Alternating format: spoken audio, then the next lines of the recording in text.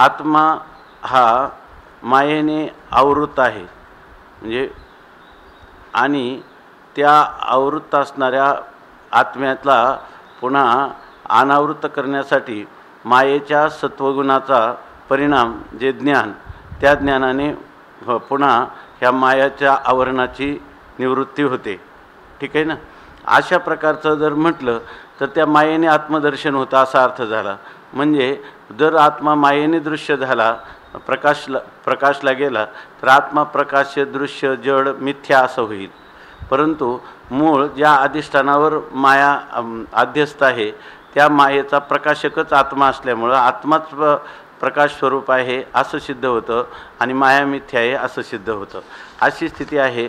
म्हणून आपण सकाळी 216 क्रमांकाच्या ओळीमध्ये पाहिलं, म्हणून या आपण या द्रष्टा न करिता असे पैठा, आता वायाची दिठा का करावा. तो जो आत्मा आहे तो आपण स्वतःच दृंगमात्र द्रष्टेपणाने कायमचाच द्रष्टा आहे, नित्यसिद्ध द्रष्टा आहे. आणि तो न करिता त्याला दृश्य सापेक्ष द्रष्टृत्व जर आपण बहाल केलं तरच आहे असं नाही. तर तो न करिता पैठा, तो आपल्या स्थिर स्वरूपात नित्य दृंगमात्र दृष्टेपणाने आहे.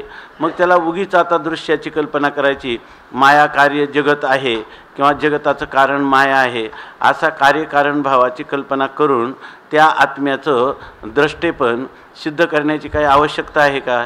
मग वायाची दिठा का करावा.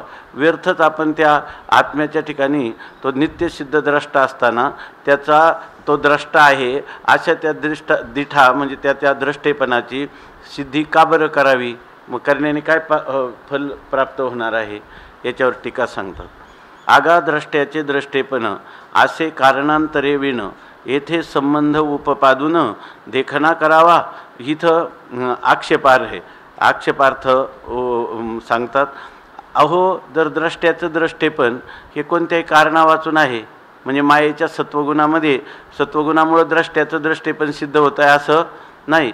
दुसरं कोणतंही माया किंवा त्रिगुणात्मक मायेतील सत्वगुण इत्यादी कोणत्याही कारणाची अपेक्षा नसताना जर त्या द्रष्ट्याचं द्रष्टेपण सिद्ध आहे तर या ठिकाणी त्या द्रष्ट्याचा मायेशी संबंध, आध्यासिक तादात्म्य संबंध त्याचं प्रतिपादन करून त्या आत्म्याला द्रष्टा करण्याचा प्रयत्न का करावा.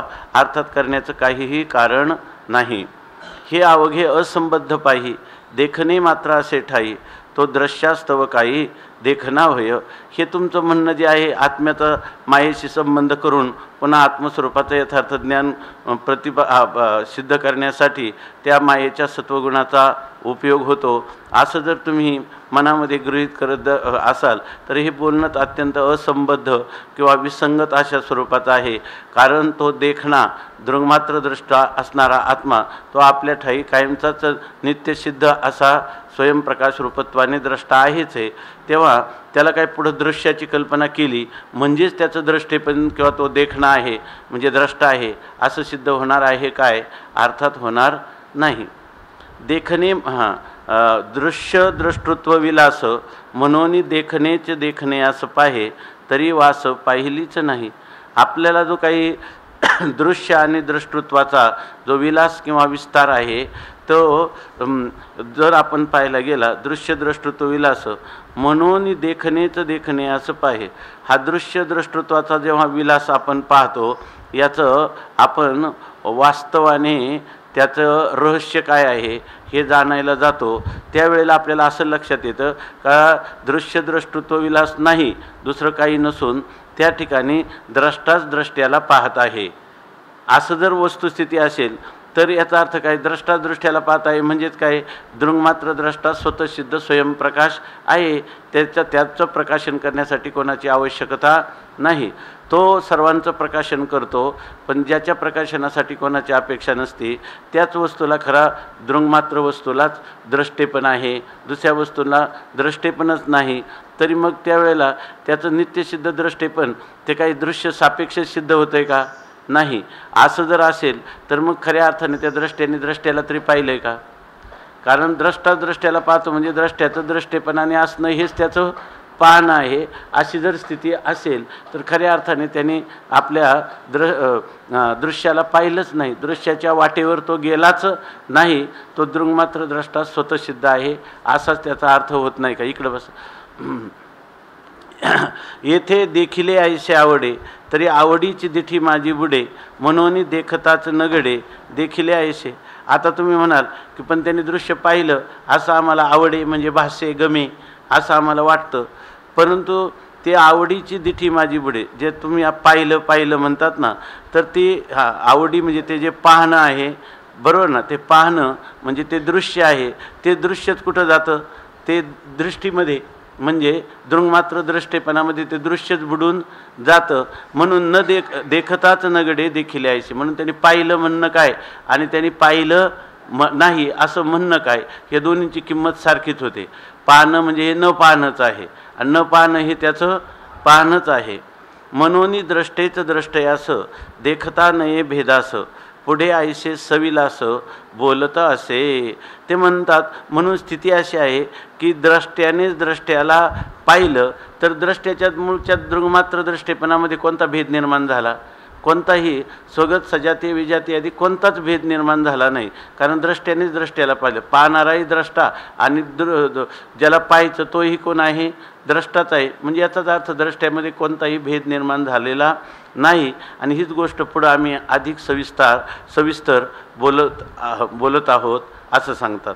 आता 217 क्रमांकाची ओवी आहे. ना मागुते दाविले तरी पुनरुक्त झाले, येणेही बोले गेले दावणे वृथा. तर तुम्ही म्हणत असाल की ना अथवा मागुते दाविले म्हणजे त्यांनी नंतर दाखवलं, म्हणजे अगोदर आत्मा स्वयंप्रकाश होता, बरोबर ना, परंतु त्याचं स्वयंप्रकाशत्व हे तर आपल्याला, बरोबर ना, दृश्याची कल्पना करून दृश्य सापेक्ष, बरोबर ना, द्रष्ट्याची सिद्धी करता आली. याचं कारण आपण मायेचा आणि त्या द्रष्ट्याचा संबंध जोडला म्हणूनच ना. अगोदर तो स्वयंप्रकाश आहे, पण मागुते नंतर त्याच्या कारण ते का म्हणावं लागतं की आत्मा जरी स्वयंप्रकाश असला तरी त्याचं सत्सामान्य स्वयंप्रकाशत्व हे अज्ञानाच्या विरोधी नाही, बरोबर ना. त्या अज्ञानाच्या विरोधी काय आहे? त्याचा विशेष प्रकाश जो आहे तो त्या अज्ञानाच्या विरोधी आहे. आणि तो विशेष प्रकाश करायचा झाला तर त्याला वृत्तीज्ञानाची, अहम ब्रह्मास्मी ह्या वृत्तीज्ञानाची अपेक्षा आहे असं वेदांत प्रतिपादन करतो. म्हणून या ठिकाणी नंतर त्याचं ज्ञान होतं. म्हणजे अगोदर तो सामान्य रूपाने ज्ञात असतो आणि विशेष रूपाने अज्ञात असतो. ते त्याच्या विशेष स्वरूपाचा काय होतं? त्याचं पुन्हा ज्ञान होतं.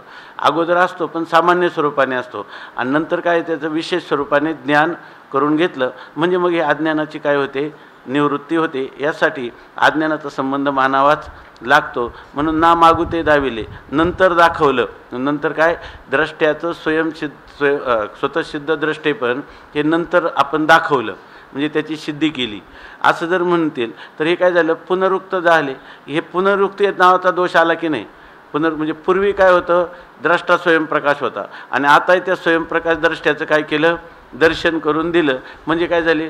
पुनरुक्ती नावाचा दोष आला. गरज होती का त्याचं काही स्वयंप्रकाश आत्म्याचं दर्शन दुसऱ्या दृश्याधिकांची कल्पना करून त्या दृश्याचा किंवा दृश्य कारण असणाऱ्या अज्ञानाचा संबंध जोडून मग ते दृश्य, मग तुम्हाला त्या ठिकाणी त्या आत्म्याच्या स्वयंप्रकाशत्वाची सिद्धी करता आली हे म्हणण्याची काही गरज होती का? हे तुमचं करणं पुन्हा त्याचं विशेष रूपाने प्रकाशन हे तुमचं दावणं, त्याचं दर्शन करून देणं हे व्यर्थच झालं नाही का? अर्थात व्यर्थच झालं. येणेही बोले गेले दावणे वृथा. असं जरी तुम्ही बोलणं केलं तरी त्यामुळं दावणे म्हणजे आत्मस्वरूपाचं दर्शन करून दिलं. कोणी? मायेच्या त्रिगुणात्मक मायेत्याला सत्वगुणाने, सत्वात संजायते ज्ञानम ह्या म्हणण्याने त्या ज्ञानाला वृद्धत्वच आलं की नाही? त्याची काही आवश्यकता होती का? वृत्ती ज्ञानाचीही आवश्यकता नव्हती. कारण काय? मुळात जर अज्ञानाचा संबंध झाला असता तर वृत्ती ज्ञानाचा संबंध तुम्हाला सांगता आला असता.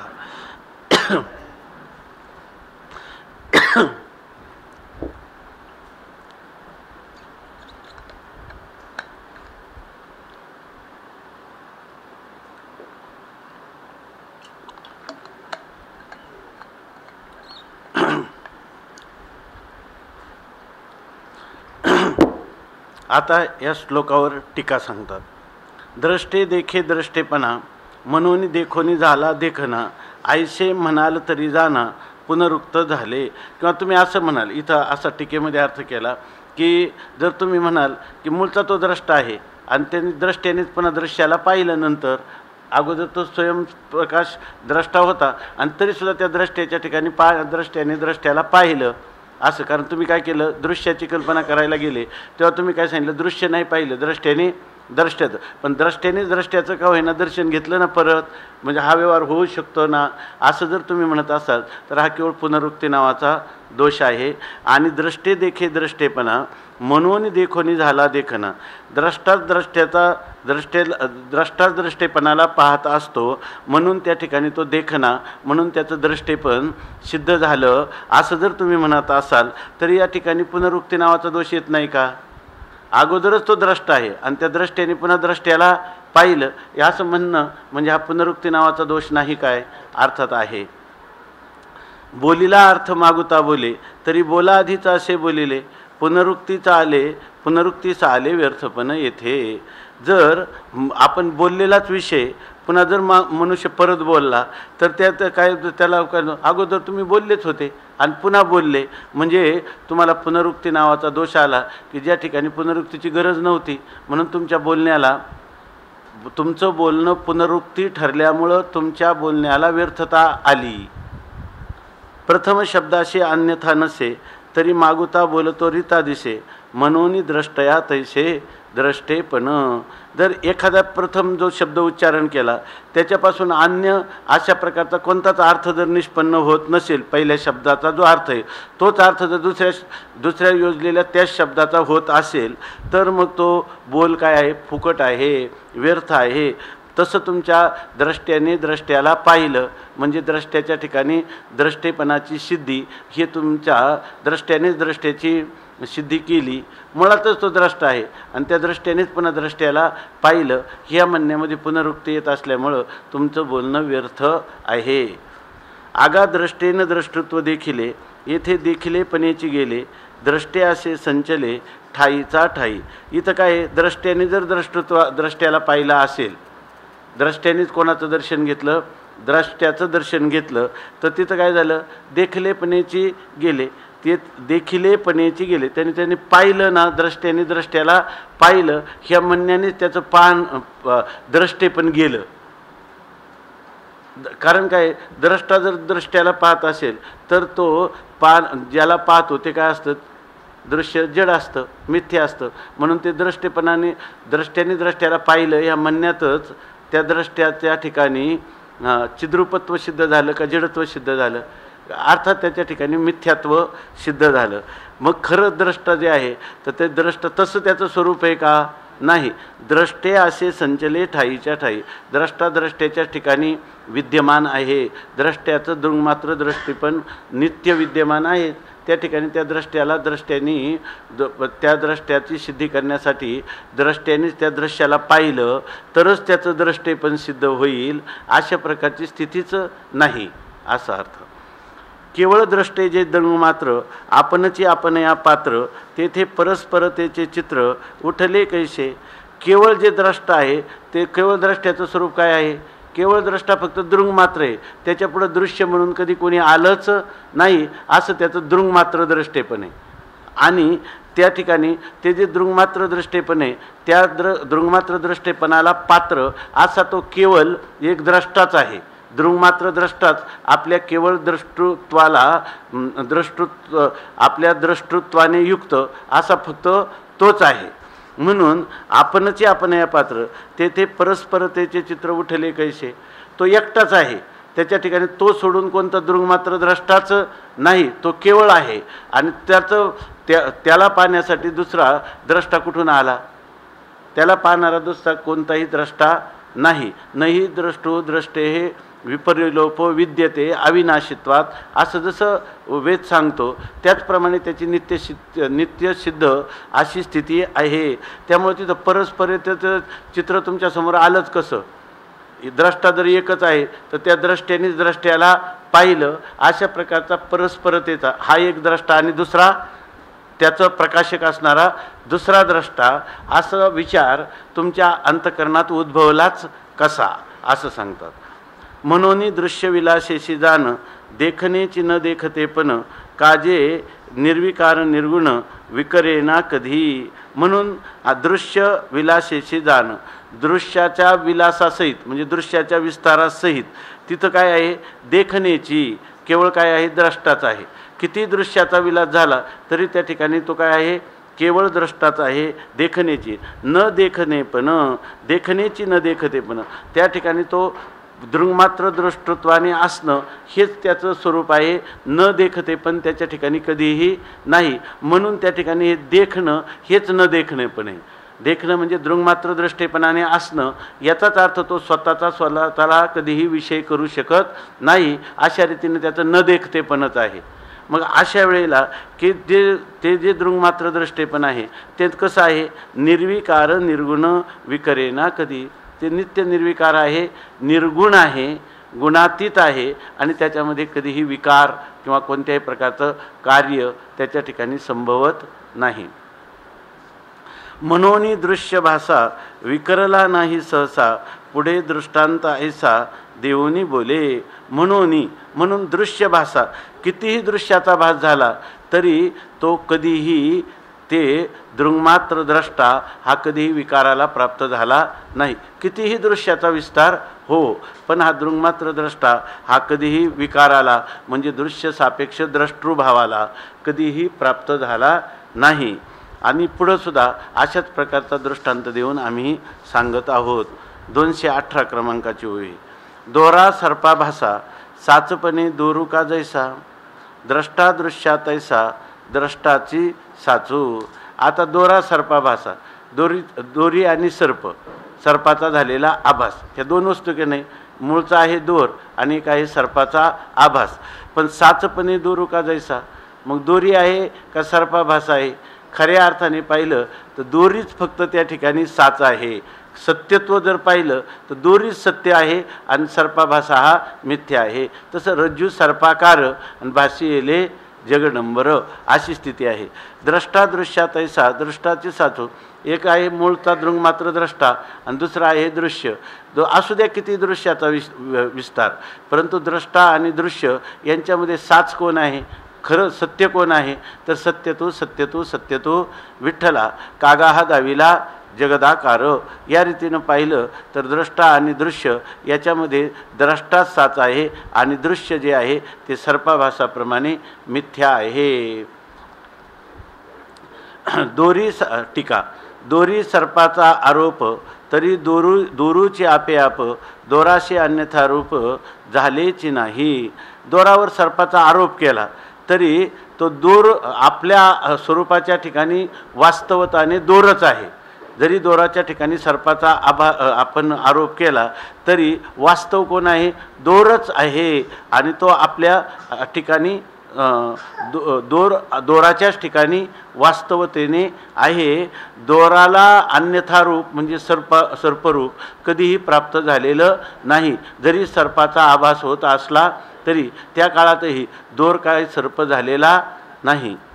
अंगे अंग जो दोरू तेथे कायचा सर्पाकारू, अन्य बुद्धी व्यवहारू सर्पारोपू.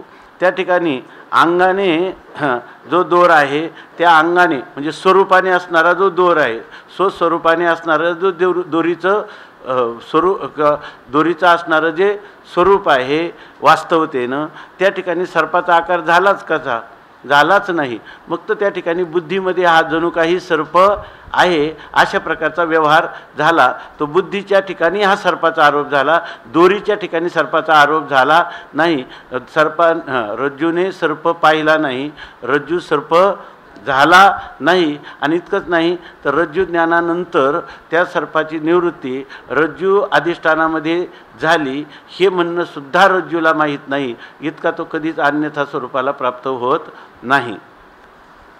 मग आहे कुठं हा रज्जू सर्पाचा जो व्यवहार आहे तो फक्त बुद्धीमध्ये आहे, दुसरीकडं नाही.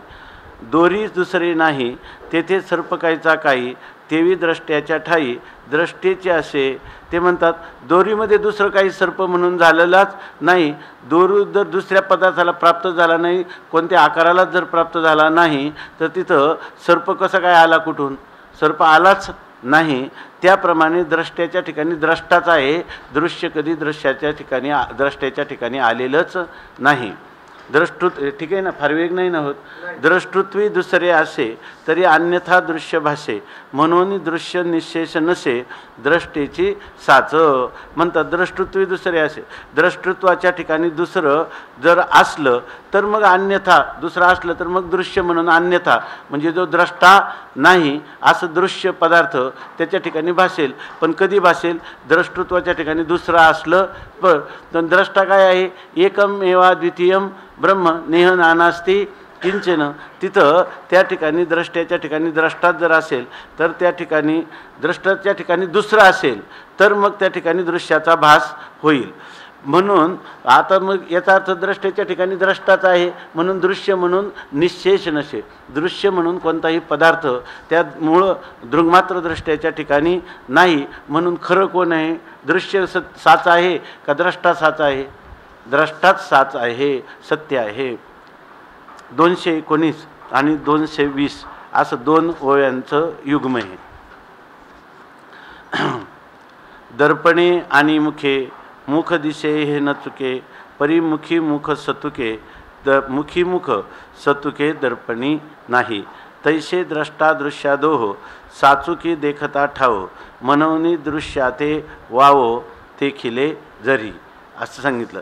आता दर्पणे आणि मुखे, आरशामध्ये आणि आपल्या ग्रीवास्त मुखाच्या ठिकाणी. मुख दिसे हे न चुके, मुख दिसतंय हे तर काही चुकत नाही. म्हणजे आरसा समोर असला तर आरशातही मुखच दिसतं आणि आरसा समोर नसला तरी मुखाच्या ठिकाणी आहेच आहे. दोन्ही ठिकाणी काय दिसतं, मुखच दिसतं. हे तर काय चुकता येत नाही का आरसा नसला म्हणजे आता मुख नाही असं तर काही होत नाही. मुखाला तर काय न चुके टाळता येत नाही. परंतु मुखी मुख, परंतु पाहिलं तर मुखाच्याच ठिकाणी आहे. आरशात दिसलं किंवा नाही दिसलं तरी पण मुखाच्या ठिकाणीच आहे. हा दृष्टांत ज्ञानेश्वरीमध्ये चांगला समजून घेण्यासाठी अनेक ठिकाणी आलेला आहे, बरोबर ना. दर्पणातलं मुख जे आहे हा दृष्टांत अनेक ठिकाणी आलेला आहे. परिमुखी मुख, परंतु मुखाच्याच ठिकाणी मुख आहे. आरशात पाहिलं तरी आणि नाही पाहिलं तरी मुख आहे हे आपण टाळू शकत नाही. याचा अर्थ मुखाच्याच ठिकाणी आहे. आरसा असला काय आणि नसला काय.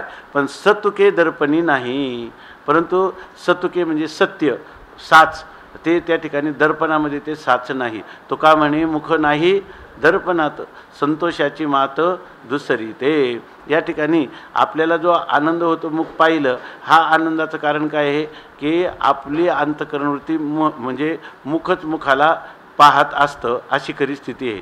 दर्पणामध्ये मुख सतुके दर्पणी नाही, ते सत्य म्हणून आरशामध्ये त्या मुखाने प्रवेश केला आहे अशा प्रकारची गोष्ट मात्र कधीही होत नाही.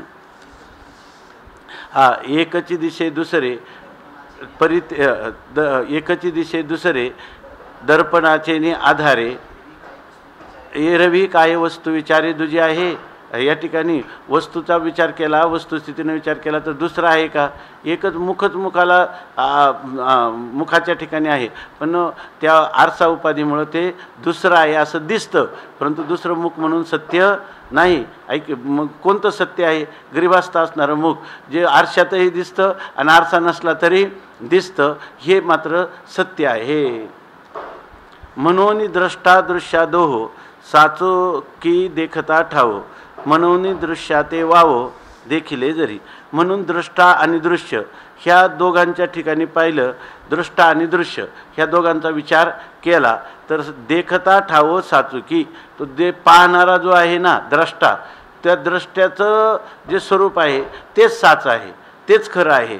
आणि दृश्य मात्र वावो, म्हणजे दृश्य टवाळ मिथ्या अशा स्वरूपाचं आहे. ऐसे जरी देखिले असं जरी तुम्ही पाहिलं. आता जरी असा शब्द आला पुढं त्याचा तरीही असं परी वावो किरू होय असं तरी दिसत तव आहे येणे बोले म्हणो ये देखिले ऐसे. तर त्याचं स्पष्टीकरण पुढच्या वयांमध्ये करणार आहेत. आता इथं एवढंच घ्यायचं की द्रष्टा आणि दृश्य यामध्ये द्रष्टाच सत्य आहे. त्यामुळं दृश्याते वावो देखिले जरी तर दृश्य काय आहे वाव आहे असं जरी तुम्ही पाहिलं. दृश्य वाव आहे. दुसरं काय याचा अर्थ काय आहे दृश्याचं मिथ्यात्वाने उपलक्षित असं असणारं बरोबर ना दृंगमात्र दृष्टेपणाचं ज्ञान होण्यासाठी तरी ह्या दृश्याचा उपयोग झाला की नाही असं कोणी जरी म्हणत असाल तरी हे म्हणणं तुमचं खोटं आहे. गरज काय पडली त्या दृश्याला घेऊनच दृष्टेपणाची सिद्धी होते का तो स्वयंप्रकाश द्रष्टा आहे की नाही. म्हणून असं जरी शब्दाने असं चिंतन घ्यावं. आता बघा टीकेमध्ये कसं आहे दर्पणाचे निमिषे मुखची मुखाशी दिसे तरी दर्पणी मुख नसे निश्चयशी. ते म्हणतात दर्पणाच्या आरशाच्या निमित्ताने मुखच मुखाला पाहत असतं. त्यामुळं दर्पणामध्ये काही मुख आहे का निश्चयाने मुख दर्पणामध्ये नाही. तो काय परिते असे दुसरे दर्पणीचे दुसरे भासे परिते असे एकची. दर्पणाच्या निमित्ताने भासत असलं तर ते दुसरं नाही ते एकच आहे. ग्रीवास्त मुखच त्या ठिकाणी भासत आहे. हां अर्थ आलिया मुख दिसे तो गेलिया ते न दिसे परी येणे जाणे मुखाशी नसे ते सहजचे असे संचले. भागवतातली होय ते सहजचे असे संचले. आपल्या संत वाङ्मयामध्ये हा सगळा अमृत अनुभव आहे. जर पाहायचं असेल तर जर तुम्ही सर्व भागवताची सगळी मंगलाचरणं पाहिली तर मंगलाचरणामध्ये हे 10 प्रकरणं पूर्णपणे येऊन गेली असं सहज लक्षात येतं. तुकाराम महाराजांचे हे अभंग आहे ना ह्या अभंगात पाहिलं तर बिंब प्रतिबिंबवाद संपूर्ण इतका सार्थ आणि मार्मिक ज्याचं रहस्याचं परिपूर्ण उद्घाटन होईल अशा प्रकारचा तुकाराम महाराजांनी हा दृष्टीसृष्टी आपलं काय बिंब प्रतिबिंबवाद सांगितलेला आहे. आरशाचे मुख आरशेने नेले परिपाहता हे ऐसे नाही झाले कटकटा माझी मुख गेले ते असे संचले तो जाणं. आता आरशात जर खरंच आरशात मुख असतं आणि ते गेलं तर माणसं रडली असते हाय रे हाय माझं मुख गेलं असं कोणी म्हणतंय का काही नाही. ते माझं मुख मुखाच्याच ठिकाणी संचलेलं म्हणजे नित्य विद्यमान आहे असाच त्याचा अर्थ नाही का असं सांगतात. मोठ्याने म्हणा आरिशेनी हो का दाविले परिमुखची देखे संचले. कोण तो न दाविता तरी संचले मुखी मुख. आरशाने दाखवलं नाही तरी मुख मुखाच्याच ठिकाणी संचलेलं आहे. हे याच्यातलेच हे दर्पणाच्या निमित्ताने मुखच मुखाला पाहत असतं तर परंतु दर्पणामध्ये निश्चयपूर्वक मुख हे नाहीच आहे. एवं मुख प्रत्ययोची असे हे बरोबर आहे का पहा त्याच्यामध्ये एवं मुख प्रत्ययोचे असे दर्पण वावगेचे जैसे तैसे दृश्याचे निमिषे दृष्टीचे असे मुख प्रत्ययो प्रत्ययोची असे आणि तिथं काय प्रत्ययीची असे. हां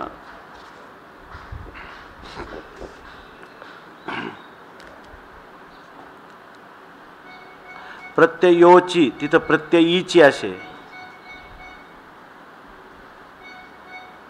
बहुतेक हा जो पाठ आहे ना इथला प्रत्ययो तर तो चांगला लागेल असं दिसतंय बघा. आता सांगतात एवम अशा प्रकाराने मुख प्रत्यय आपल्याला मुखाची जी प्रतीती येते ना तो प्रत्ययोची असे. ती मुखाची जी प्रतीती येते ती प्रतीती आहे किंवा तो खरा प्रत्यय आहे. त्याच्यामध्ये जो काही आरशामुळं आला किंवा आरसा नसतानाही आला दोन्ही वेळेला मुखाचा प्रत्यय हा प्रत्यय आहे म्हणजे वास्तव आहे. परंतु दर्पण वावगीची जैसे, त्या ठिकाणी दर्पण ही जी उपाधी आहे ती काय आहे, वावगी आहे, व्यर्थ आहे. तेवी दृश्याचे निमिषे द्रष्टेचे असे. प्रतिबिंबाच्या निमित्ताने मूळ काय आहे, बिंबच आहे. तसं दृश्याच्या निमित्ताने काय आहे, खरं द्रष्टच आहे. परंतु त्या ठिकाणी दृश्य मिथ्या आहे आणि द्रष्टाच फक्त सत्य आहे असा त्याचा अर्थ. तरी दृश्य द्रष्टे नाही, द्रष्टे द्रष्ट्याच्या चिठाई, मनोनी दृश्याशी देखताही नव्हे दृश्य. काय आपल्याला ह्या दृश्य व्यवहारात इतकी सवय झाली ना, त्रिपुटीतल्या व्यवहारातली सारखं आपल्याला संगतीसुद्धा त्या त्रिपुटीतूनच एकाची संगती लावावी असं वाटत राहतं. नाही नाही नाही, आता तुम्ही म्हणालात एवं मुख प्रत्यय प्रत्ययची असेल, दर्पण वावगीची जैसे. दर्पण मिथ्या आहे, दर्पण मिथ्या आहे आणि दृश्याचे निमित्ते दृष्टीचे असे. दृश्याच्या निमित्ताने कोण आहे, द्रष्टाच आहे. हा काय मग दृश्य सत्य आहे असं सांगायचं का? हो हो, पण इथं या ठिकाणी जे चिंतन चाललंय ते उपाधी मिथ्या आहे आणि उपाधीमध्ये असलेलं इथं हे नाही सांगायचं. म्हणून तर आपल्याला तो संस्कार झाला की या ठिकाणी बिंब आणि प्रतिबिंब हे दोन्ही सत्य आहेत. आरसा उपाधीमुळे आलेला प्रतिबिंबत्व धर्म आणि तत्सापेक्ष आलेला बिंबत्व धर्म हे दोन्ही काय आहे, मिथ्या आहे आणि मूळ बिंब सत्य आहे. असं जे काही आपण चिंतन करतो तर हे जे चिंतन आहे ना, या आपल्या सिद्धांत बिंदूमध्ये दोन प्रकाराने त्याचं चिंतन केलेलं आहे. तर ती प्रक्रिया इथं घ्यायची नाही. लक्षात आलं का? इथं मिथ्यात्वाची प्रक्रिया घ्यायची आहे की नाही? लक्षात आलं ना? तिथं ते वेगळ्या रीतीनं सिद्ध केलेलं आहे. आणि आपण जेवढे आत्तापर्यंत अमृतानुभवात चिंतन केलं ते सगळ्या ठिकाणी या ठिकाणी बिंबत्व आणि प्रतिबिंबत्व हे दोन धर्म मिथ्या आहे, प्रतिबिंबसुद्धा सत्यच आहे अशा प्रकाराने सांगण्याची पद्धत आहे. तर ती पद्धत नाही इथं सांगायचं. तो बिंब प्रतिबिंबवाद इथं सांगायचा नाही. कारण मुळात त्या सिद्धांत बिंदूमध्ये टीकेमध्ये हे दोन प्रकारचं चिंतन सांगितलेलं आहे. आता तुम्हाला होतं त्याच्यामध्ये. तरी दृश्य द्रष्टे नाही, तरी लक्षात आलं ना, तरी दृश्य द्रष्टे नाही, द्रष्टे द्रष्ट्याच्या ठाई मनोनी दृश्याशी देखताही नव्हे दृश्य. हे सांगायचं आहे की त्यांना सांगायचं ज्या वेळेला तुम्ही दृश्य पाहायला गेला तर दृश्य दिसले काय तुम्हाला, मिथ्या नाही. तिथं काय दिसला तुम्हाला, द्रष्टाच नाही, द्रष्टाच दिसला. कारण काय, मूळच्या दृष्ट्यामध्ये काहीच विकार न होता जर तुम्हाला दृश्य भासला असलं तर द्रष्टा कुठे आहे मग? द्रष्टा द्रष्ट्याच्याच ठिकाणी आहे. तर दृश्यभावाला कधी प्राप्त झाला नाही. जरी तुम्हाला दृश्य पाहायला गेले तर तुम्हाला दृश्य सापडलं नाही, तिथं सापडला द्रष्टा. पण मग हा द्रष्टा कसा आहे, काही त्याच्यामध्ये विकार होऊन तो द्रष्टा झालेला आहे का तो मूळचाच स्वरूपभूत असणारा द्रष्टा आहे, दृंगमात्र द्रष्टा आहे. अशी स्थिती असल्यामुळं त्या द्रष्ट्याच्या ठिकाणी दृश्य झालेच नाही, द्रष्टा द्रष्ट्याच्याच ठिकाणी आहे. मनोनी दृश्याशी देखत आहे. म्हणून जरी तो दृश्याला पाहत असला तरी ते दृश्य मिथ्या आहे. बरोबर ना? त्या ठिकाणी दृष्टेपणच काय आहे, साच आहे. दृश्य दृश्यच नाही, त्या ठिकाणी कोण आहे, द्रष्टाच आहे, दृंगमात्र द्रष्टाच आहे. म्हणून दृश्य ते दृश्य नाहीच आहे, म्हणजे दृश्य नाहीच आहे. दृश्य अभाव रूप आहे, शून्य रूप आहे, तुली काय आलिक आहे, तुच्छ आहे. आघात दृंगमात्र द्रष्टे जे काही तेची हे दृश्य प्रवाही आपणाशीच आपण पाही भासवित असे. हे काय आहे, ह्या द्रष्टेची ही लीला आहे की लीला काय लोकवत्तु लीला कैवल्यम. या ठिकाणी दृंगमात्र असणारं जे द्रष्टा आहे, दृंगमात्र द्रष्टा आहे, तोच ह्या अनादी अशा दृश्य प्रवाहाच्या ठिकाणी आपणच आपल्याला भासवीत असतो. म्हणजे आपण आपल्या स्वरूपात पूर्वरूपम अपरित्यज्य काय अवस्थांतर भानम हे करत असतो. म्हणून तो आपलाच आपल्याला भासवीत असतो. एवं भाष्य आणि भासकता हे वस्तुमात्रची तत्वता, तरी दृश्य भाग पाहता सहजची मूर्छा. आता या ठिकाणी तुम्ही म्हणा मिथ्या नाही, तर मिथ्या सांगितलं की या ठिकाणी एवं अशा प्रकारे भाष्य आणि भासकता हे जर दोन्ही पाहिलं, एक भाष्य आणि भासकता म्हणजे भाष्य आणि भासक हे दोन्ही काय आहे, वस्तुमात्रच हे तत्वता, भाष्य कोणी वेगळा नाही. म्हणून याचा अर्थ हा जो दृश्य भाग त्याचा जर पाहिला म्हणजे विचाराने जर दृश्य भागाचं चिंतन आपण केलं तर तत्वता तो दृश्य भाग मिथ्या आहे, मृषा अर्थात मिथ्या आहे.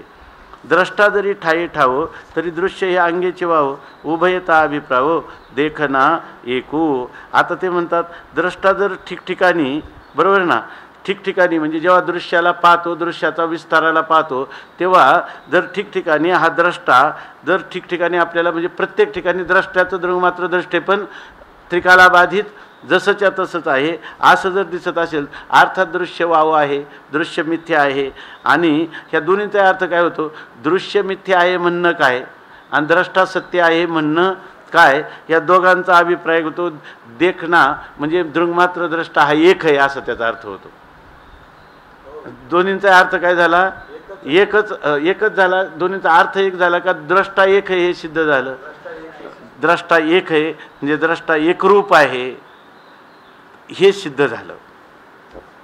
येथे अज्ञानाचा म्हणून केवळ देखना ठाव दृश्यत्वे देखताचे व्हावो, येथे अज्ञानाचा भाव कोठून असे. आम्ही दृश्यावरून दृश्य प्रपंच दिसतो म्हणून कार्यानुमेय अज्ञान तुम्ही मानता, पण आम्ही पहिल्यांदा दृश्याची कार्याची जर सिद्धी होऊन दिली तर मग तुम्हाला कारणाची सिद्धी करता येईल. कारण कारणगुण हा कार्य काय कारणगुण हा कार्यानुवर्तनते, कारणाचे गुण कार्यात येतात. पण कार्य असणारा दृश्य प्रपंच, त्या दृश्य प्रपंचाचीच आम्ही जर सिद्धी होऊन दिली नाही तर तुम्हाला कारणाशी संबंध काय जोडायचं कारण आहे की नाही. म्हणून म्हणतात केवळ देखना ठाव, केवळ दृंगमात्र दृष्टेपणा हे त्याचं जर स्वरूप असेल तर दृश्यत्वे देखताचं व्हावं. आणि त्याला जर दृश्य म्हणून पाहायला गेलं तर तो दृंगमात्र द्रष्टा दृश्याला पाहू गेला तर त्या ठिकाणी काय होतं, दृश्यत्व हे सर्व मिथ्या आहे असं सिद्ध ठरतं. मग आता जर दृश्यच मिथ्या आहे तर त्या दृश्याच्या ठिकाणी अज्ञानाचं अस्तित्व कुठून येईल असा प्रश्न करतात. दृश्य जर अस्तित्वात नाही ते मिथ्या आहे. इथं मिथ्या शब्दाचा अर्थ काय की सदसद विलक्षण अनिर्वचनीय असा जसा आपण करतो त्या सदसद विलक्षण अनिर्वचनीय पदार्थाचा खरा भाव दृंगमात्र दृष्टेपणाचं एकरूपत्व हा अभिप्राय जर तुमच्या लक्षात आला असेल तर त्या ठिकाणी अज्ञानाचं अस्तित्व, अज्ञानाचा भाव कोठूनही असेल, अज्ञानाचं अस्तित्व तुम्हाला कुठून सिद्ध करता येईल, अर्थात येणार नाही.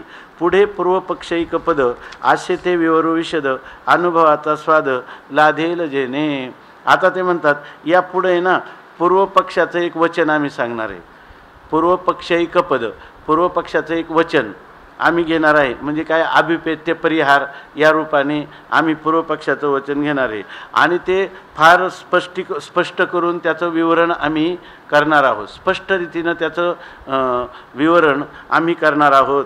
आणि ते कशासाठी तर तुम्हाला जेणेकरून ह्या अनुभवामृताचा किंवा अमृतानुभवाचा किंवा स्वतःच्या स्वतःसिद्ध स्वयंप्रकाश स्वरूपाचं आस्वादन जेणेकरून घडेल असा आम्ही पूर्वपक्ष सांगणार आहोत. परंतु त्या पूर्वपक्ष कशासाठी सांगणार आहे, का पूर्वपक्षाचा बळकटी आणण्यासाठी सांगणार आहोत, का त्याचा निराकरण करून आपल्या स्वसिद्धांताची पुष्टी करण्यासाठी आम्ही सांगणार आहोत असं सांगा. नाही तर तुम्हाला पुन्हा वाटेल की हे काय बाबा इतका मोठा हा पूर्वपक्ष मांडला, आम्ही मांडलाय, काळजी करू नका, त्याचा निराश होईल आणि तुम्हाला उलट त्यामुळे आपल्या स्वसिद्धांताचं आस्वादन करता येईल असं सांगतात. 221 क्रमांकाची होईल. परी वावो किरो हे तरी दिसत तव आहे, येणे बोले म्हणोये देखिले आईसे. ते म्हणतात आता तुम्ही काय म्हणतात, परी वावो किरो हे, बरोबर आहे, निश्चयाने हे वावो मिथ्या आहे, दृश्य मिथ्या आहे असं जरी म्हटलं पण तरी दिसतच आहे. पण दिसतंय ना मात्र, जरी ते ते वेदांतातल्या आपल्या नेहमी प्रकरणामध्ये ह्याचं मांडणी कशी केली जाते, अहो जग मिथ्या आहे, जग मिथ्या आहे मग दिसतं का. मग तो सिद्धांती काय म्हणतो, दिसत असलं तर विचारापुढं अधिष्ठानात सिद्ध का होत नाही, अशी पद्धती आहे ना. आता इथं उलट त्यांनी हे केलं आहे.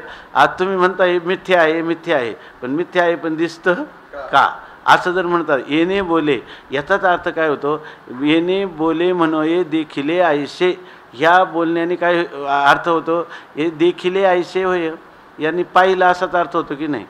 दृश्य बरोबर ना, दृश्य मिथ्या आहे पण मिथ्या असणारं दृश्याचं प्रकाशन हा दृंगमात्र द्रष्टा करीत असतोच की नाही. मग दृंगमात्र द्रष्ट्याला ते विषय होतच की नाही.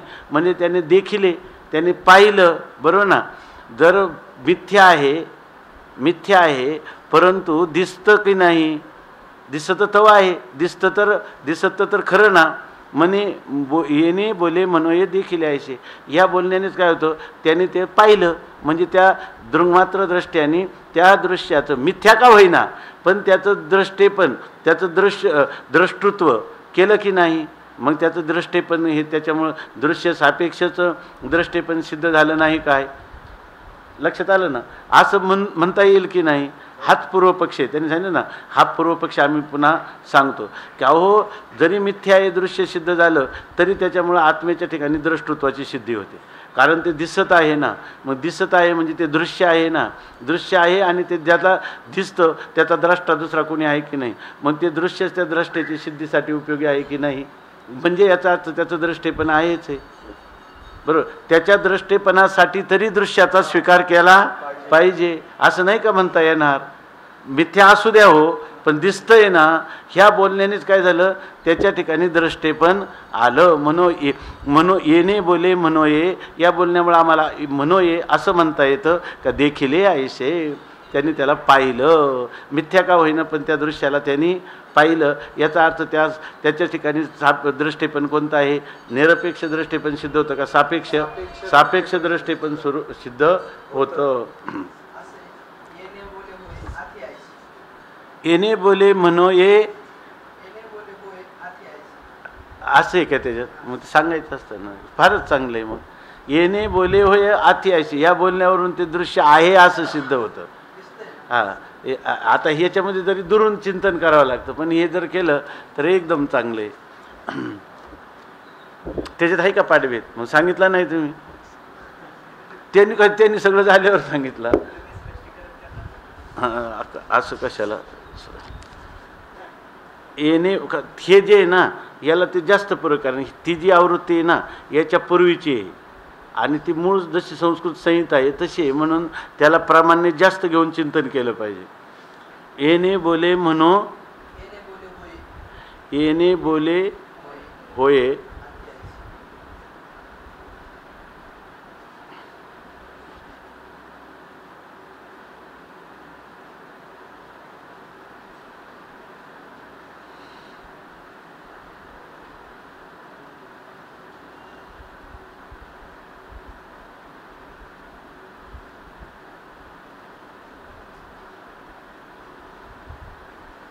आथी दीर्घ आहे का.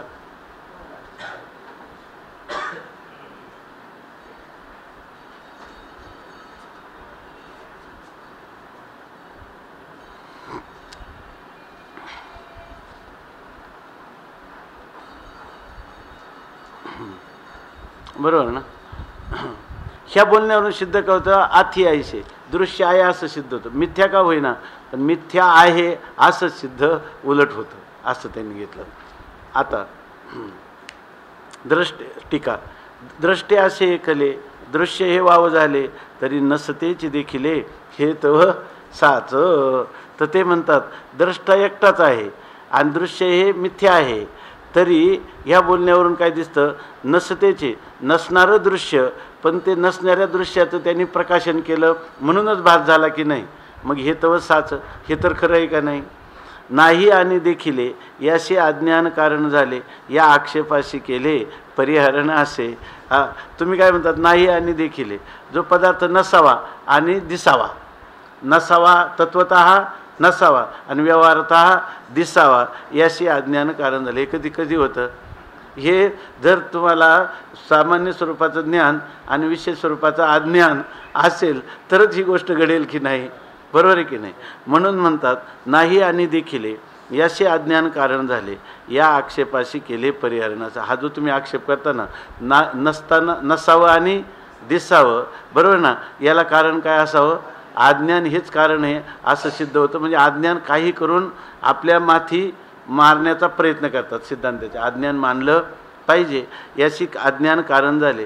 पण ते म्हणतात आम्ही पण ते जो बारसं जेवलेलं आहे की नाही पूर्व पक्षाचं, म्हणून या आक्षेपाचा परिहार आम्ही केलेला आहे. तरी ते आनाते आता 222 आणि 223 ह्या दोन युग्म आहे ह्या दोन वयांचं. तरी ते आन आनाते जरी का देखते तरी मानू येथे देखील ऐसे. हां, येथे देखोनी का न देखोनी, ऐक्य का नाना होनी, परी हा येणे वाचवणी, देखणे असे. आता सांगतात, जर त्याच्या ठिकाणी हे सापेक्ष दृष्टीपण सिद्ध करायचा असेल, बरोबर ना, करायचा असेल तर त्यांनी सांगितलं पदार्थ तर नाही आणि दिसतो तर खरा. याचंच कारण काय आहे? अज्ञान. त्याच्या स्वरूपाचं काय आहे? यथार्थ स्वरूपाचं अज्ञान. असं त्यांनी शंका केली पूर्वपक्षाने. आता या ठिकाणी त्या आक्षेपाचा परिहार करतात. तो परिहार असा करतात, तरी ते आन आनाते जरी का देखते. हां, काय सांगा ना.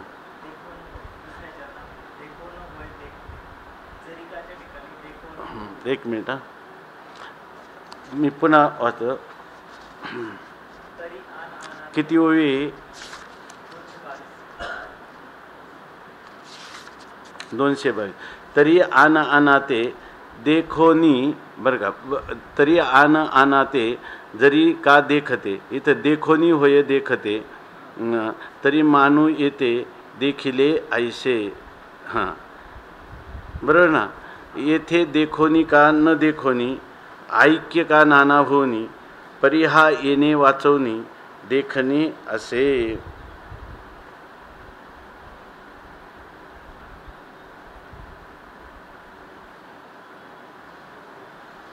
हां, आता तुम्ही सांगा. तरी ते आन आनाते. हां हां, ठीक आहे. हां हां, देखो न होय देखते जरी का देखते, देखोनी होय देखते, देखोनी होय देखते ना. देखो न म्हणजे देखोन म्हणजे न वेगळा नाही, देखोन म्हणजे पाहूनच ना. इथं देखोनी असं आहे, देखोनी होय देखते.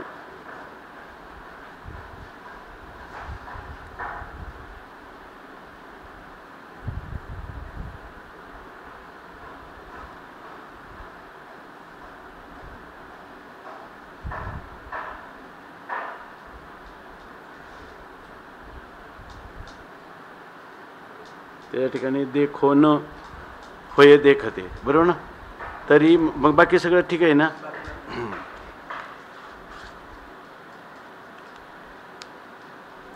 आता ह्या आक्षेपाचा परिहार करतात, म्हणजे सिद्धांती उत्तर देतात. सिद्धांती उत्तर देतात त्या 2 ओळीमध्ये. तर पहिल्या ओळीचा अर्थ असा आहे, तरी आन आनाते देखोनी देखते होय. आन आनाते म्हणजे हां, आन म्हणजे दुसरा पदार्थ, आनाते म्हणजे आपल्याहून दुसऱ्या पदार्थाला देखोनी जर पाहिलं तर मग देखते होय, तो द्रष्टा झाला असता. एकाने दुसऱ्याला पाहिलं तर दुसरा पदार्थ काय झाला असता? देखोनी देखते होय, तर तो द्रष्टा झाला असता. म्हणजे दृश्य म्हणून वेगळा आहे, दृश्याचा प्रकाशक द्रष्टा वेगळा आहे, आणि मग त्या वेगळ्या दृष्ट्याने वेगळ्या दृश्याला पाहिलं असतं तर मग त्याच्या ठिकाणी देखोनी होय देखते.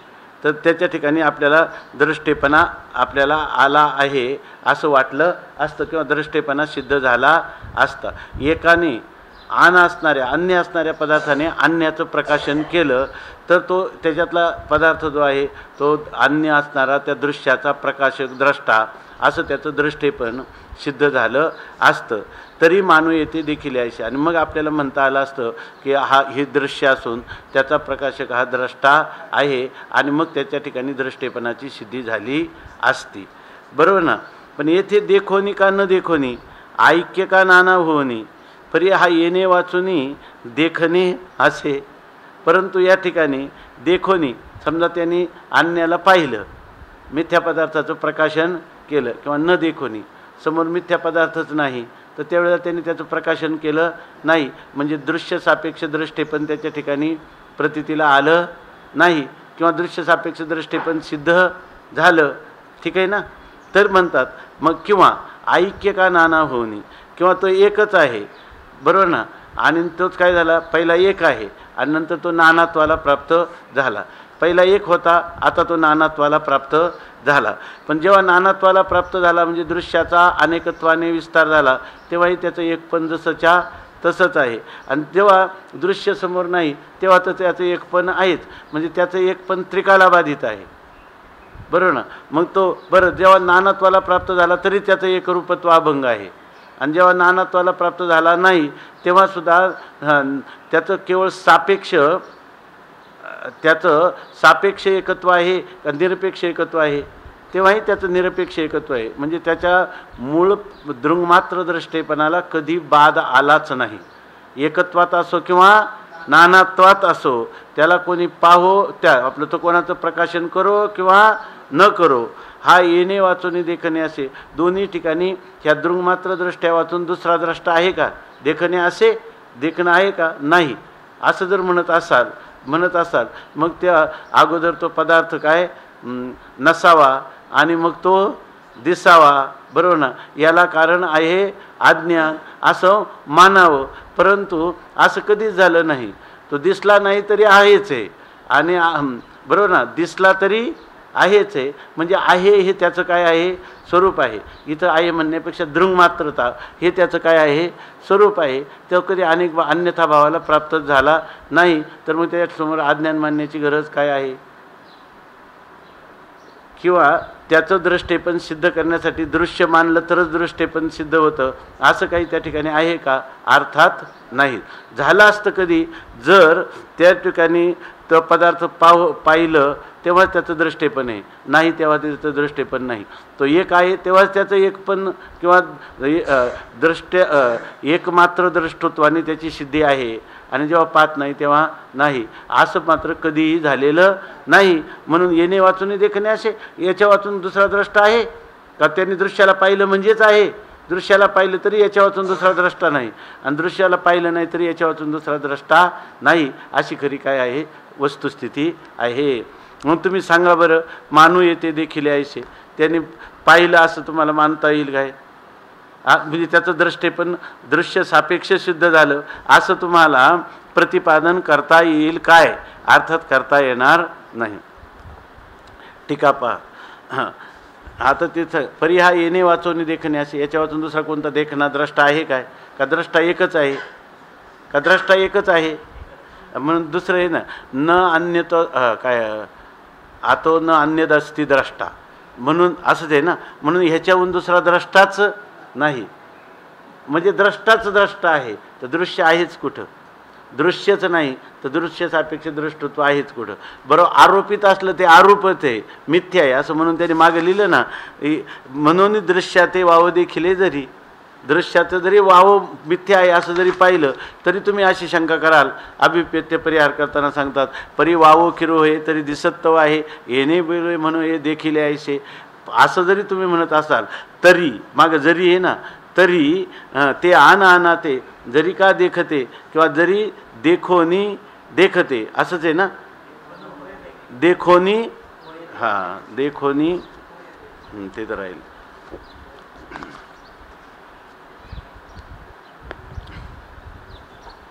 देखोनी होय देखते.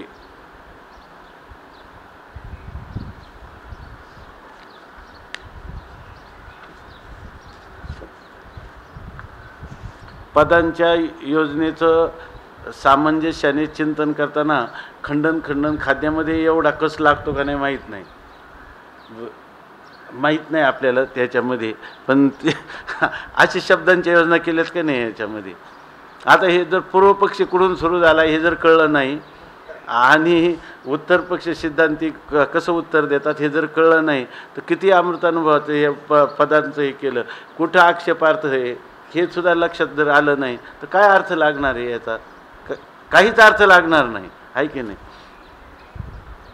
बरं किती दार्शनिक सार्वभौम असला तरी त्याला हे अर्थ लागतील काय. ते असे माऊलीचा झोक माऊलीच्या कृपेने जर काय असेल कळालेलं असेल तरच याचं चिंतन थोडंफार करता येणं शक्य आहे, नाही तर शक्य नाही. तरी आना ते देखोनी होय देखते तरी मानू येते देखिले ऐसे. आता याच्यावरची टीका आहे पहा, टीका थोडी विस्ताराने.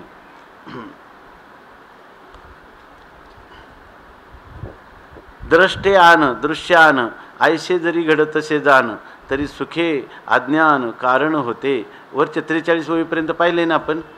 हां, आता म्हणतात जर द्रष्टा वेगळा आणि दृश्य वेगळं असलं तर मग आनंदाने तुम्ही अज्ञान आहे असं म्हणू शकता. आपले प्रवाह वशे मार्गही क्रमीला ऐसे दिसे उदक दुसरी दशे आलेच नाही. आपल्या प्रवाहाला वशीभूत प्रवाहाने परतंत्र होऊन ना तर त्या प्रवाहाच्या ओघामध्ये जणू काही पाण्याने मार्गक्रमण केलेले असं वाटतं. परंतु ते पाणी दुसऱ्या स्थितीला पाण्याला काही दुसरी स्थिती प्राप्त झाली का? किती जरी प्रवाहाने ते पाणी प्रवास करीत असलं तरी त्या मूळच्या पाणीपणामध्ये काही बदल झालेला आहे का? नाही. आपले अहो मुळीचे उदक हे चालले ना. अहो मुळीचे उदकपण काय गेले ठाई झाले आन किंवा मूळ आणि अवसान वाढे पडिले. ते म्हणतात असं झालं की मुळात जे पाण्याच्या ठिकाणी पाणीपण आहे ते दुसऱ्या ठिकाणी गेल्यावर त्या पाणीपणामध्ये काही बदल होतो काय?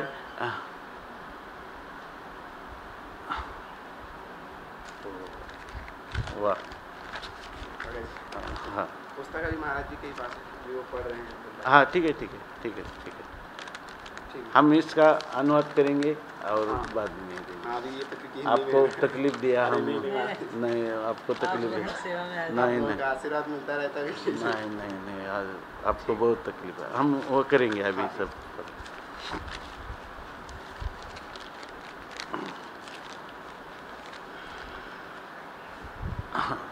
अहो मुळीचे उदकपण काय गेले ठाई झाल्यानं. पाण्याचं मूळचं जे पाणीपण आहे आणि ते पाणी प्रवाह रूपाने दुसऱ्या ठिकाणी गेलं तर त्या पाणीपणामध्ये काही अन्यथा किंवा त्याच्यामध्ये काही विकार होतो का? का पाणी पाणीचं राहतं? किंवा मूळ आणि अवसान वाढे पडले किंवा मुळात जे पाणी होतं आणि ते जेव्हा पुढं वाहत गेलं तेव्हा त्याच्यामध्ये काही अवसान वाढे पडले त्याच्यामध्ये काही कमी झालं.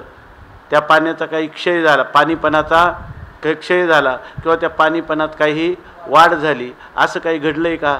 घडलं नाही. एवं प्रवाहाच्या पावली गंगा नाही ओहटली रेखा नसे मोडली उदकाची तेथ. प्रवाहाच्या पावलाने म्हणजे प्रवाहाच्या दशेमध्ये जरी गंगा किती वाहत गेली दूरवर गंगासागरापर्यंत तरी त्या ठिकाणी त्या पाणीपणाला काही ओहट पडला का? ओहटी लागली का? पाणीपणाला ओहट लागली नाही. त्या पाण्याची जी स्थिती आहे ती तिथं कुठंच मोडलेली नाही किंवा पाणीपणात भंग झालेला नाही. एक उदक एकावरी आले हे तव नाही घडले तेवी द्रष्टेने नाही देखिले विपरीत काही. एक पाणी एका पाणी वाहत असताना एका पाण्यावर दुसरं पाणी आलं असं तर काय कधी घडलं नाही. एकच पाण्यावर पाणी म्हणताना पाणीच पाणी आहे म्हणून एका पाण्यावर दुसरं पाणी वर चढलं असं तर कधी घडलं नाही. तसं द्रष्ट्याने आपल्या स्वरूपाहून विपरीत असं काहीही पाहिलेलंच नाही. आहे की नाही? दृश्य रूपाने किती विस्तार होत असेल तर द्रष्ट्याच्या स्वरूपात काही बदल झाला नाही. द्रष्टा काय आहे? एकरूपत्वाने आहे. आगा हा दृश्य विलास द्रष्टेचे असे सावकाश आता कोणी कोणास देखील काही. ह्या दृश्याच्या रीतीनं काय आहे? सावकाश म्हणजे परिपूर्ण द्रष्टाच दृश्याच्या रूपाने परिपूर्ण द्रष्टाच असल्यामुळं कोणीही कोणाला काय पाहिलं कोणी कोणाला पाहिलं असं तुम्ही सांगा बरं. कोणीच कोणाला पाहिलं नाही. द्रष्ट्याने दृष्ट्याला पाहिलं का द्रष्ट्याने दृश्याला पाहिलं का दृंगमात्र रूपाने असणं हेच त्याचं पान आहे का दृश्य नाहीच म्हणून त्याला पाहिलंच नाही असंच खरं आहे. आहे की नाही? आता देखील जे काही ते द्रष्टेची दृश्याशी पाही येथे कारण तव नाही दुसरे आले. आता त्याने जे पाहिलं असं जे म्हणतात ना पाहिलं देखिले असं जे म्हणतात ते द्रष्टेची दृश्याशी पाही तर ते काय आहे? द्रष्टच दृश्य भावाला आलेलं आहे. म्हणजे ते तो दृश्य म्हणून अन्यथा झालेलं नाही. ते द्रष्टाच काय झालेलं आहे? द्रष्ट्याला पाहतं म्हणजे द्रष्टाच काय झालेला आहे? दृश्य झालेला आहे. आपण बऱ्याच वेळा चिंतन केलं त्याचं अखंडानंद स्वामींनी फार बारकाईनं मला वाटतं मांडुक्य कारिकेमध्ये केलं आहे पण लक्षात नाही. तुमच्या आलं तर पहा विषय. महेश्वरानंद स्वामींनी केलं की खूप वेदांताचं चिंतन केलं तर द्रष्टा हा दृश्य मिथ्या आहे हे कळतं. त्याचा दृंग मात्र असणारा जो द्रष्टा आहे तो सत्य आहे असंही कळतं. द्रष्ट्याच्या ठिकाणी दृश्याचा त्रैकालिक आत्यंताभाव आहे असंही कळतं.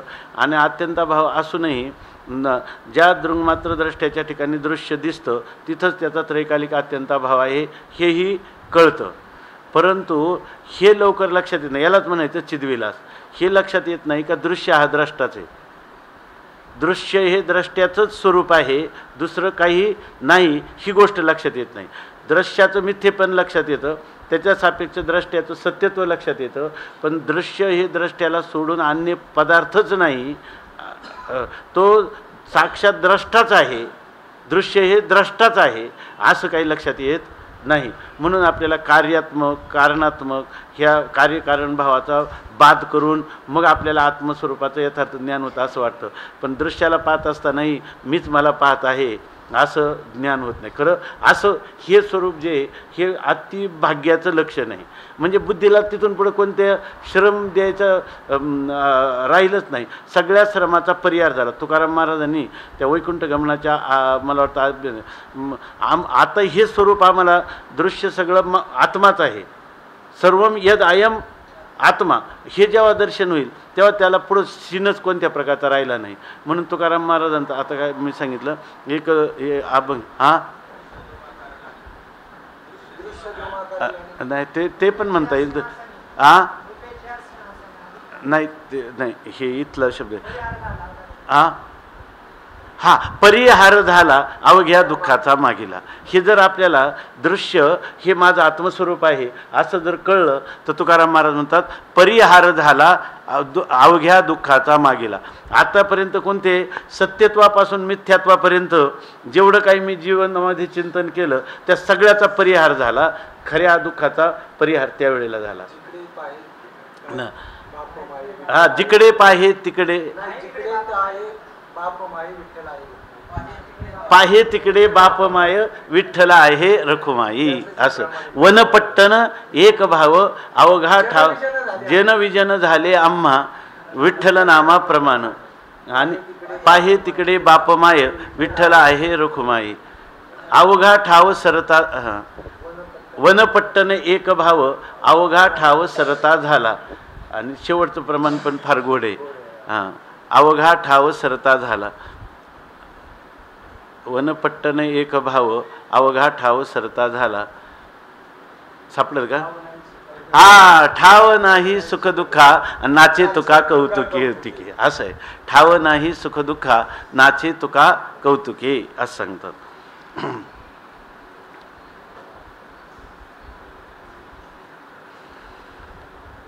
आता देखील जे काही हेचा चाललंय ना आपलं ते द्रष्टेची दृश्याशी पाहिजे. आता आपण जे काही पाहिलं ते कोणतं आहे? दृश्याशी दृष्टीची पाहिजे. दृश्यासहित जे काही पाहिलं ते सगळं काय आहे? द्रष्टाच आहे. येथे कारणत्व नाही दुसरे आले, दुसरं काही आलं नाही. दृश्यासहित म्हणजे दृश्य पाहायला गेलो तिथं कोण दिसलं? द्रष्टाच दिसला. त्या दृश्यासहित, दृश्यासहित म्हणजे दृश्य बाद करून नाही, दृश्यासहित सगळं काय आहे? द्रष्टाच आहे. असं ज्याला कळलं येथे कारणत्व नाही दुसरे आले. कारण द्रष्ट्या वाचून दुसरं काय आलंच नाही. द्रष्टा नसता तर दृश्याचा तरी बोध झाला असता का हो? मग ज्याच्या सत्तेने सत्तावान आणि स्फूर्तिमान झालेलं तत्व ते त्या अधिष्ठानाला सोडून त्याला दुसरं कोणतं तरी नाव द्यायचं हे काही योग्य आहे काय? आहे की नाही? सौम्य भाषेत मृदू भाषेत बोलायचं म्हणजे आहे का नाही? आणि एवढं सोपं असून इथं त्यांनी गीतेतला संदर्भ म्हणून श्लोक दिला आहे. कोणता श्लोक दिला आहे? 6व्या अध्यायातला ना. आत्मैव हि आत्मनो बंधुर आत्मैव रिपुरात्मना म्हणून जियात या प्रवाही दुसरे कारण नाही या लागी जैसे तैसे पाही संचले ब्रह्म म्हणतात. असं असताना नसत्या छंदे नसत्या छंदे जगविनोदेव. तुम्ही म्हणाल असं जर इतकं सोपं आहे तर मग हे एवढं बिघडलं गाडं कसं काय? आहे की नाही? एवढं आपण आत्मस्वरूपापासून दूर गेलो कसं? असं जर तुम्ही म्हणत असाल तर त्याचं उत्तर एकच आहे, बाबा काय तुम्ही दूर गेले. आत्मैव हि आत्मनो बंधू. जवळ आले तुम्ही त्याला स्वीकारलं तर तुमचेच बंधू तुम्ही झाले. आणि जर तुम्ही त्याचा जसा आहे तसा स्वीकार केला नाही तर आपणच आपला शत्रू झालो. तुकाराम महाराजांचा नाटातला अभंग नेता माझा मीचे झालं आप आपण या घात कर शत्रू मी झालो दामे दार तू तव कृपेचा सागर उतरी पार तुका म्हणे, असं तुम्ही म्हणायला लागले. दुसरं एक प्रमाणे माझा मीच झालो शत्रू, कैसा दावेदार कैसा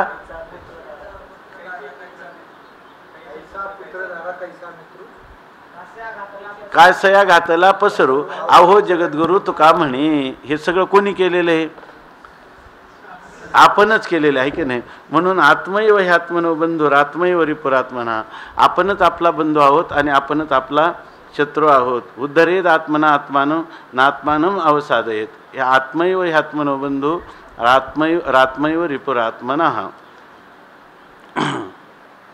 आत्मैव ह्यात्म, खरं मग हे जर इतकं सोपं आहे तर एकच उडीमध्ये आपणच म्हणावं ना, आपणच आहोत, दुसरा पदार्थ नाही. का बरं आपण दृश्य पदार्थाला आत्मा म्हणून का मानत नाही आणि का द्वैतामध्ये का जातो? आपण आपल्याला बंधू आहोत आणि आपणच आपल्याला शत्रू, तरी आपल्याला आपला बंधू व्हावं का वाटत नाही? अहो ह्या शब्दावर श्रद्धा ठेवली बरोबर आहे ना, तर इतकं सोपं कसं काय असेल? आहे की नाही? इतकं सोपं कसं असेल? आता सकाळी सांगितलं ना, त्याच्यामध्ये काय आहे, हे कशासाठी केले? ब्रह्मज्ञान जरी कळे उठाउठी तरी का हिंपुटी वेदशास्त्र, आहे की नाही? शास्त्राचे भांडण तपतीर्थाटन उर्वीचे भ्रमण याजसाठी जप याजसाठी तप, व्यासे ही अमुप ग्रंथ केले आणि तू म्हणताल ग्रंथ हे ग्रंथी करतात आणि ते तिकडं पाहूच नाही. वाचो विग्लापनम ही तत्, आम्ही कसं काय मान्य करावं? हाच प्रतिबंध आहे की नाही? प्रतिबंध नसताना असं मान्यता देणं हाच काय आहे? प्रतिबंध आहे. म्हणून जियात या प्रवाही दुसरे कारण नाही, या लागी जैसे तैसे पाही संचले ब्रह्म. म्हणून कोणत्याही प्रवाहात पहा तुम्ही, म्हणजे कोणत्याही प्रवाहात पहा, म्हणजे कोणत्याही त्रिपुटीच्या प्रवाहात पहा, कोणत्याही त्रिपुटीच्या प्रवाहात पहा, दुसरे कारण नाही. दुसरं त्या त्रिपुटीमध्ये काही नाही, दृंगमात्र द्रष्टेपणच आहे. ते व्याप्त आहे का ते स्वरूप नाही त्याचं? अन्य पदार्थ आहे त्याच्यामध्ये ते व्याप्त आहे असं आहे का तेच आहे? तेच का? व्यापक भावच नाही त्या ठिकाणी, आहे की नाही? अशी त्याची निरपेक्ष व्यापकता आहे, सापेक्षता नाही. ते दृश्य आहे, दृश्यामध्ये द्रष्ट्याची अधिष्ठानत्वाने व्याप्ती आहे, कारणत्वाने व्याप्ती आहे किंवा अधिष्ठानत्वाने व्याप्ती असं पण नाही. अधिष्ठान मात्रावशेष, अधिष्ठान मात्रच त्या ठिकाणी आहे. म्हणून ते म्हणतात कोणत्याही प्रवाहात पहा, दुसरं कोणतं कारणच नाही. या कारणाने जैसे तैसे पायी संचले ब्रह्म, हे ब्रह्म जसंच्या तसं विद्यमान आहे. जैसे तैसे म्हणजे जो क्यों तो किंवा हाची यया. आगाय हे जे भगवद्वचन तेने साधकास घडे साधन आणि सिद्धाशी ही खुन येथे चातुरे. म्हणतात हे जे भगवंताचं वचन आहे, ह्या वचनाला जर अनुसरलं तर साधक साधना करण्याला प्रवृत्त होईल. आणि जो सिद्ध पुरुष आहे त्या सिद्ध पुरुषालाही आमच्या या म्हणण्याचं रहस्य सहजच अवगत होईल किंवा त्याला ही खून पटेल. सिद्धांचे समाधान साधका उपदेशू जाण आयशी काही खुन एकीचे असे. ते म्हणतात सिद्धांचं समाधान व्हावं बरोबर ना, आणि साधकाला जेणेकरून उपदेश व्हावा. आयशी जी खून आहे ती ह्या एकाच ठिकाणी आहे. आत्मैव ह्यात्मनो बंधुर आत्मैव रूपरात्मना. हे जे सिद्ध पुरुषाचं लक्षण आहे ते साधकाचं काय आहे? साधन आहे. म्हणून साध्य साधन प्रवाही सिद्ध वस्तूशी अन्यथा नाही. एवं संधी न पाही विलासे वस्तू. अरे राम. तर आता कसं सांगतात बघा की साध्य आणि साधन यांच्या प्रवाहामध्ये, साध्य आणि साधन याचा कितीही प्रवाह जरी होत राहिला तरी सिद्ध वस्तू कधीच अन्यथा भावाला प्राप्त होत नाही. आणि मग हा सगळा विलास दिसतो, हा काय आहे?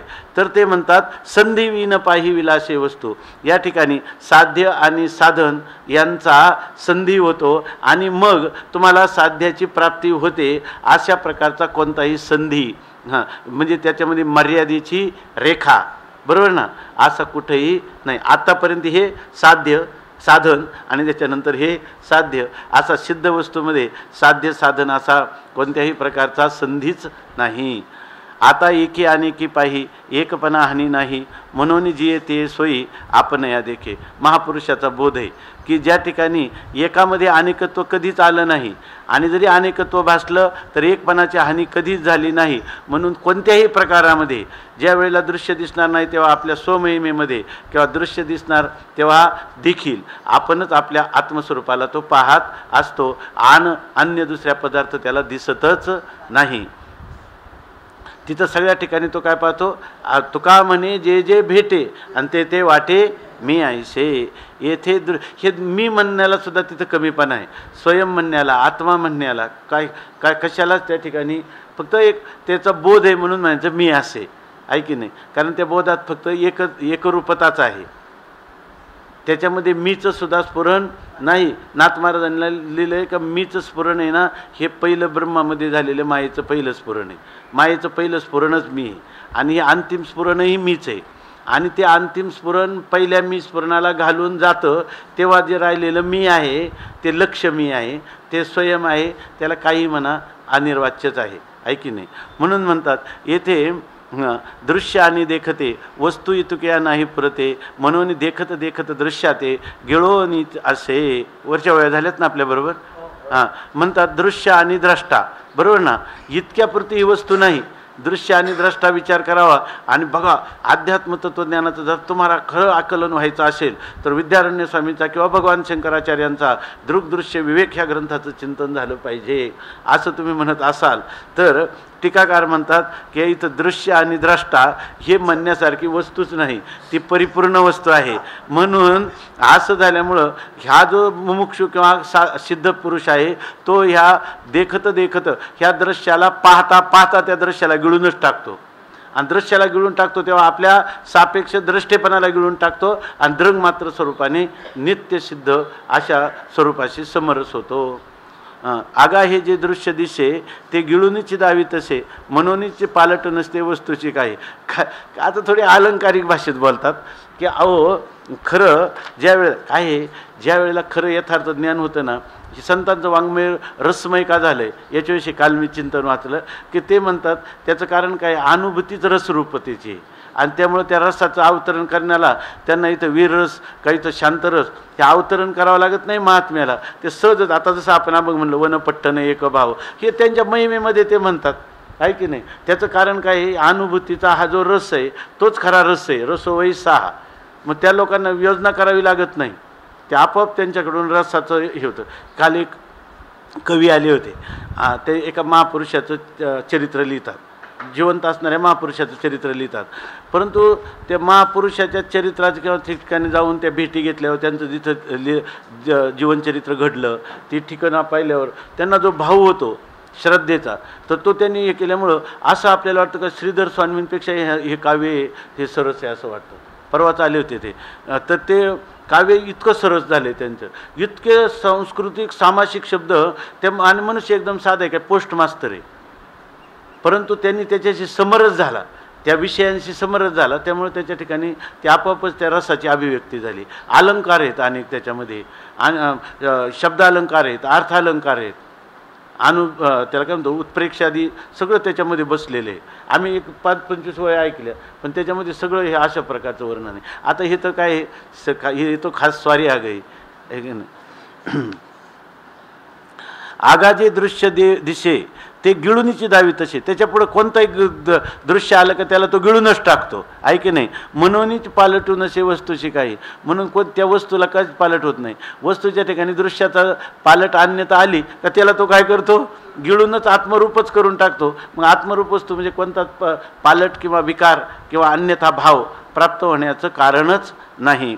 आगा हा जो दृश्य प्रभाव हा दृष्टत्व आतील हावभाव, येथे दृष्टत्वाची शिव देखीलच नाही. हा जो दृश्याचा प्रभाव आहे ना, तो दृश्याचा प्रभाव दृश्य जर आपल्या दृंगमात्र दृष्टेपणावर जर स्वतंत्र प्रभाव निर्माण करायला जाईल, आपलं स्वतःचं अस्तित्व निर्माण करायला जाईल, तर ते दृश्याचा स्वतंत्र हावभाव दिसत नाही, तो द्रष्टृत्वाचा हावभाव आहे. मग त्याच्यामध्ये आतमध्ये तुम्हाला काय दिसतं, दृश्यामध्ये शोध घ्यायला गेले की तुम्हाला द्रष्टृत्वाचा हा विलास आहे, हावभाव आहे म्हणजे विलास आहे. दृंगमात्र द्रष्टृत्वाचा हा होत असणारा विलास आहे. येथे द्रष्टृत्वाची शिव देखीलच नाही. त्या ठिकाणी दृश्य सापेक्ष द्रष्टृत्वाला त्याने कधी स्पर्शच केला नाही. हा हा जो दृश्य प्रभाव फार चांगले. प्रभाव शब्दाचा दुरून अर्थ करावा लागतो नाही का. प्रभाव म्हणजे निर्मिती, दृश्याची जी निर्मिती आहे असा अर्थ करावा. किती ववी येते.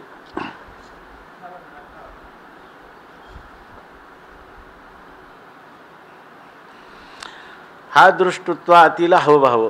येथे द्रष्टृत्वाची शिव देखीलच नाही. त्याने द्रष्टृत्वाच्या सीमेवरच कधी गेलेला नाही. शिवेवर शिवलाच नाही, स्पर्शच झाला नाही. हां, आगा अलंकाराशी काही स्वर्णाबाहेर जाणे नाही, मा स्वर्णाशी काही नियाळी जेतेने. अहो म्हणतात अलंकार जो आहे तो अलंकार कधी स्वर्णाच्या बाहेर गेलाय का. अलंकार स्वर्णाला सोडून कधी स्वतःचं स्वतंत्र रूप काय ते अलंकाराचं आहे काय. मग त्यांनी म्हणे अलंकाराने सुवर्णाला नियाळलं. निहाळायला त्याच्याहून वेगळा कधी झालाच नाही. तर त्या अलंकाराने त्या सुवर्णाला निहाळून पाहिलं असं कधी म्हणता येईल का. नाही. म्हणून वस्तूच्या ठाई परस्परता संभवली नाही. नावेक दिशे जे काही ते त्याशीच ते की. आता म्हणतात वस्तूच्या ठाई एक परस्परता. वस्तूच्या ठिकाणी परस्पर म्हणजे वस्तू एक आणि दुसरा एक पदार्थ म्हणजे वस्तू द्रष्टा आणि त्याला समोर असणारं भिन्न कोण दृश्य. अशी परस्परता त्या दृंगमात्र वस्तूच्या ठिकाणी कधी उत्पन्न झाली नाही. मग जे ना थोडा वेळ दिसतंच की जे दिसतं ना तोच त्याला पाहत असतो. जे दिसतं ते दृश्य नसतं, ते त्याचंच त्याला पाहणं असतं. म्हणून आपण देखे याचेचे नाव न देखे किंवा न देखे तरी असं के देखते पणची. म्हणून म्हणतात याचा अर्थ आहे का आपणच आपल्याला जे पाहणं याचंच नाव आहे न पाहणं. आणि आपणच आपल्याला न पाहणं याचं नाव आहे नित्य दृंगमात्र दृष्टेपणाने असणं. अहो देखणे मात्र जे काही ते देखावयापुरते नाही. आता न देखवे तरी काही आंधळे असे. आता जे देखणे मात्र म्हणजे दृंगमात्र जे परमात्म तत्व आहे ते देखावयापुरते नाही, ते देखण्यास पाहण्यासारखं नाही. दृंगमात्र तत्व ते कोणाला विषय होणारं पाहण्यासारखं नाही. आणि मग आता जर ते पाहतच नाही म्हणावं, दुसऱ्याला विषय होत नाही असं जर म्हणावं तर ते आंधळे असे. तर मग ते काय आंधळे आहे का स्वयंप्रकाश आहे. स्वयंप्रकाश आहे. आता ऐसा ठाई हे काही जास्त विस्ताराने सांगण्याची गरज नाही. आता ऐसा ठाई जाणं एकानेक अवघे शून्य या अर्थाशी ना चुकवणं विलासलेही दिसे. आता सांगतात आता ऐसा ठाई जाणं अशा ठिकाणी म्हणजे ज्या आपल्या मूलभूत स्वरूपाच्या ठिकाणी एक आणि अनेक हे सगळं शून्य आहे. म्हणजे अनेक शून्य आहे आणि अनेका सापेक्ष असणारे एक. दृश्य शून्य आहे, दृश्यासापेक्ष असणारं द्रष्टृत्व जे दोन्ही शून्य आहे. आणि या अर्थाशी न चुकवणं. आणि या अर्थाला जर तुम्ही कधी चुकले नाही हे जर पूर्णपणे तुमच्या बुद्धीवर बरोबर ना इतका निश्चय असला पाहिजे. इतका निश्चय असला पाहिजे की हाची निश्चय माझा पण निश्चय करणारी बुद्धी आहे परी मी निश्चयाहुनी दुजा. असा जर निश्चय असेल तर या अर्थाशी ना चुकवणं या अर्थाला न चुकवून विलासलेही दिसे. जरी तुम्हाला या सगळ्या दृश्याचा विलास किंवा विस्तार किती होताना जरी दिसला अथवा आपण अनेक होईजे तरीच अनेकता साजे म्हणून अनेक भावे दुजे आलेच नाही. अथवा आपण ते म्हणतात की अनेक भावाला कधी आलाच नाही. आपण अनेक होईजे. जर आपण अनेकत्वाला प्राप्त झालं तरीच अनेकता साजे, तरीच अनेकता येईल. आपण जर अनेकत्वाला प्राप्त झालो नाही, केवळ एक रूपामध्ये स्वमहिमेमध्ये प्रतिष्ठित झालो तरच आपण काय आहे एक आहोत. आणि जर आपण अनेक प्राप्तला झालो तर आपण काय होऊ अनेक होऊ. म्हणून अनेक भावे दुजे आलेच नाही. आपण अनेक होणं किंवा आपण अनेक झालो तरच अनेकता आपल्या ठिकाणी काय होईल आरोपित होईल. आपण जर अनेक झालोच नाही तर आरोपता महाराज असेच आहे का होईल तिथं तर आपण अनेकतेला प्राप्त होणार नाही. म्हणून अनेक भावे दुजे आलेच नाही. अहो किती आपण अनेक झालो तरी अनेक भावात अनेकत्व किंवा द्वैताचा समावेश कधी होतच नाही. म्हणून आपण अनेक भावाला प्राप्त व्हावं का एकत्वात असावं. अनेकत्वामध्ये आपलं एकत्व कधीही खंडित होत नाही.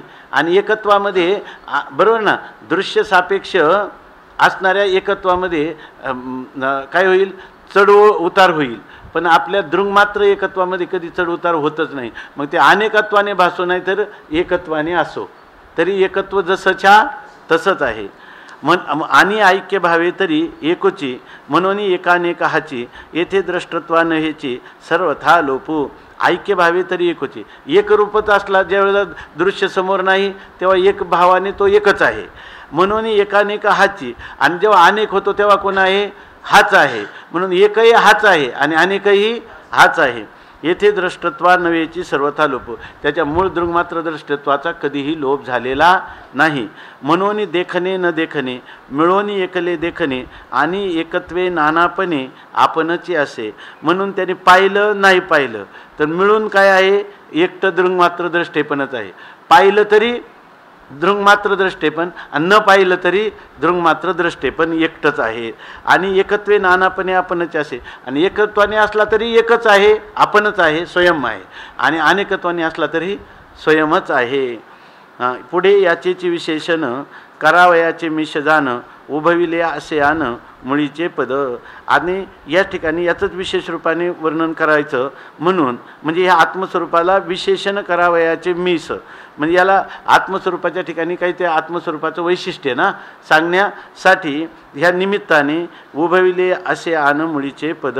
मूळचं जे पद आहे त्याचीच पुन्हा आम्ही काय केलेली म्हणजे मूळच्या वचनाची किंवा आशयाची आम्ही पुन्हा या ठिकाणी उत्थापन केलेलं आहे. ते पुढच्या वेळी आहे.